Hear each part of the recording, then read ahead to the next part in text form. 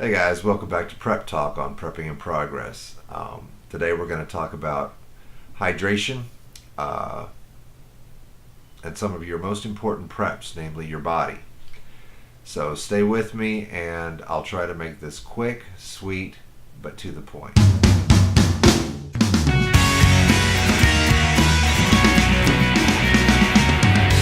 So, um, Miss Kim and I have always said that we would share our failures with you as well as our successes. And as you can see looking at this, this is not suntan. This is the effects of heat exhaustion. I'm still burning up. So let's talk about how I failed. Diet and hydration. Namely, I worked as a cook in college, breakfast crew, for 3, almost 4 years, and I rarely eat breakfast anymore. And if I skip breakfast, I generally skip lunch, and if I skip lunch, I usually make supper my one meal of the day. Which is great when you think about the fact that I'm a big boy and I function on a decent number of calories but not grazing throughout the day. Unfortunately, sometimes the tank doesn't have enough fuel in it. I'm also a 2 to 4 pot of coffee man, and I rarely drink just plain water. It's usually coffee. So,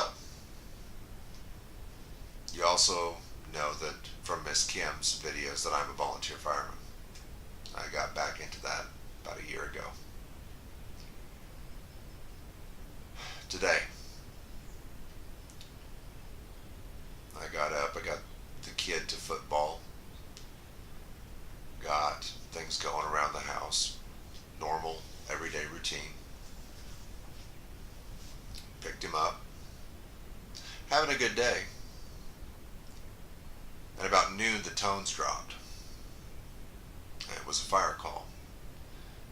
And it was a big fire that we could mostly contain. We couldn't put it out per se because of what was in the building. It was a storage building, not a home, so we were okay. Arrived on scene, got into my bunker gear, and went to number 2 on the hose line. So I'm behind the guy with the nozzle. And for about an hour, I backed him and hauled hose and worked. And we got called off, given a bottle of water, and we jumped back on it.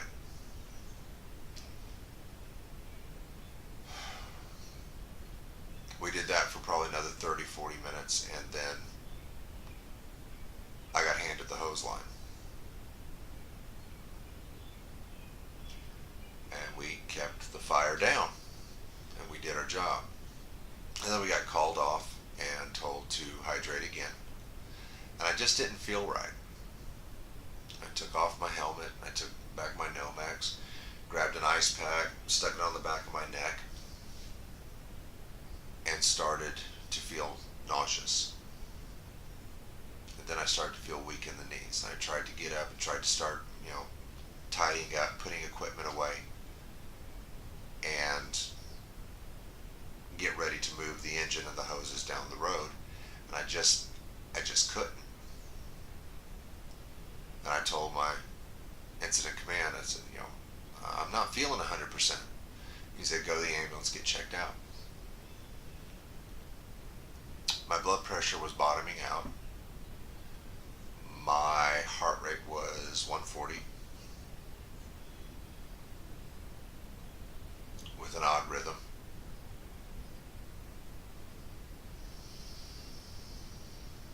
And the paramedic wanted to drop an IV and take me to the hospital.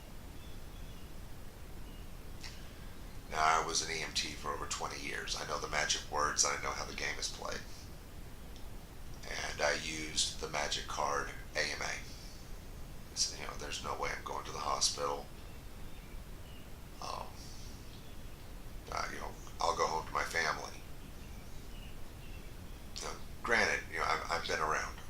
I know how to hydrate. I know how to rehydrate. I know how to get my body out of this. But the fact of the matter is, I should not have been in this position to begin with. And here's where the talk of hydration comes in.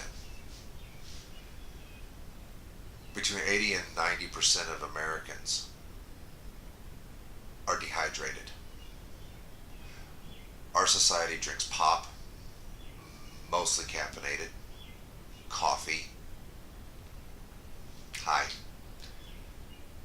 which is caffeinated, unless you go decaf, and that's not me. So, yeah, guys,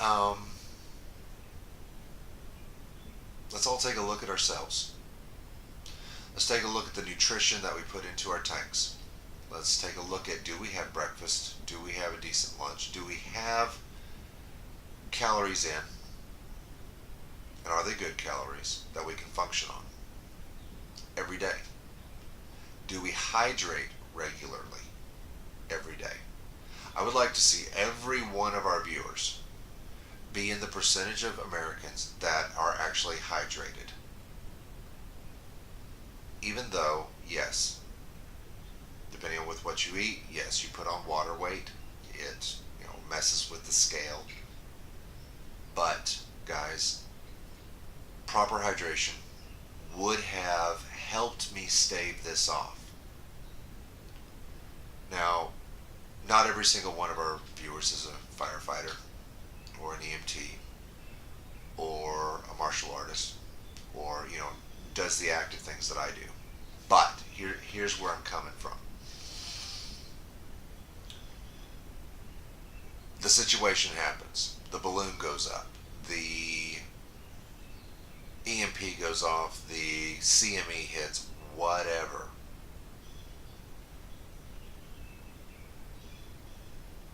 Is your body ready to go? Are you ready to rock and roll? You've got the supplies. You've got the water purification tablets. You've got the gear.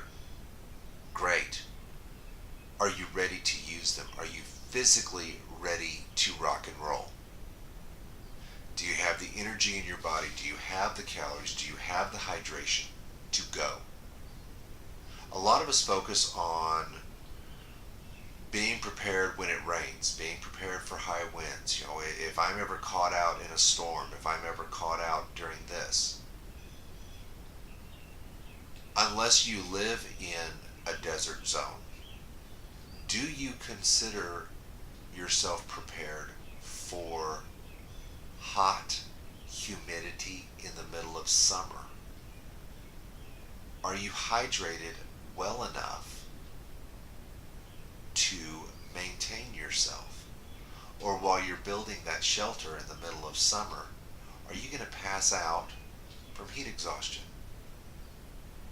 Are you going to suddenly be running a pulse rate of 140 because you're about to keel over?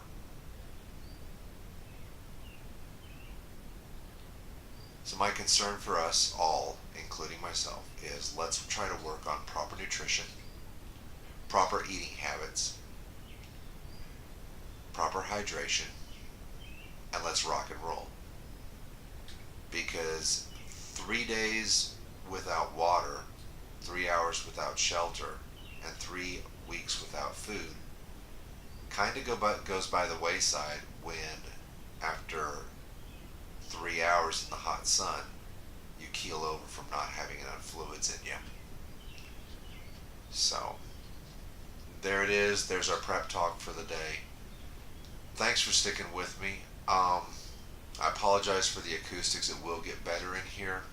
This is our other prep, my new office / hidey hole for my personal preps. So, thanks for watching. Do the like, share, and subscribe thing. And we appreciate you guys being here. So, I will see you this weekend. Have a good